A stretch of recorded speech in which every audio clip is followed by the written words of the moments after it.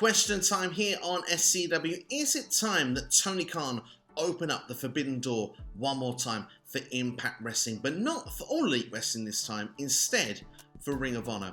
Here's my few reasons of why it could be a good idea. The first reason being that Impact Wrestling actually hosted Ring of Honor and its champion Jonathan Gresham at the start of the year to multiple appearances for the company, defending the Ring of Honor World Championship on their television show, including their pay-per-view Hard to Kill. And of course, during that show, they had Ian Riccaboni on commentary, as well as Bobby Cruz doing the ring announcing. Now, I know what you're going to say. This was before Tony Khan actually purchased Ring of Honor, but I do think it was quite nice that Ring of Honor was going through a difficult period and looking to try and regroup to get themselves there in time for April, and Impact Wrestling came in and opened their doors up to support Ring of Honor. I just think it would be quite a nice thing for Tony Khan to return that favour and have perhaps a couple of people from Impact Wrestling appear on their shows. And one of those people could be Deonna Purrazzo, who is actually the Ring of Honor Women's World Champion at this point. Forget the interim Women's Championship. I'm not really sure I'm a big fan that Tony Khan keeps doing this,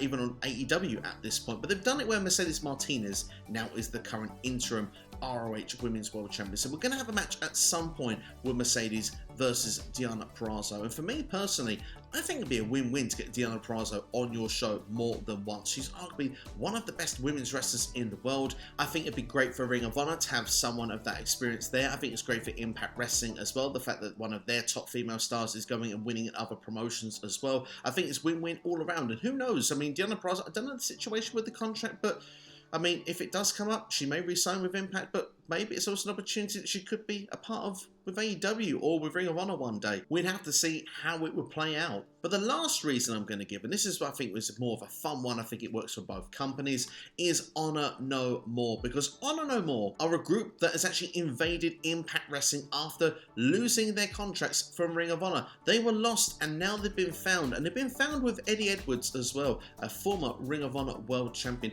If this group was to cause chaos on Impact, imagine the chaos they could create if they went through the forbidden door and started going for wrestlers in the new Ring of Honor. The fact that the place should be how they had it before, how people are now taking their spots, their opportunities, why weren't they given new contracts, and the idea of the fact that the new Ring of Honor can perhaps beat these guys long term doesn't really harm Impact Wrestling either, because sometimes we see these invasion angles, take the classic WWE, WCW sort of angle, and it just doesn't work. A lot of them can't book them really, really well. There's not really much to lose with Honor No More. Yes, you make them look strong to begin with, but even if they ultimately lose at the end, it doesn't make Impact Wrestling look bad either, because this group is supposed to be a rebellious group. They're out for themselves. They're not representing Impact Wrestling in the slightest. Yes, they've got one of Impact's most valuable names in Eddie Edwards, but even he has turned his back on that company. So it's to the point of almost that they want to take over every promotion rather than just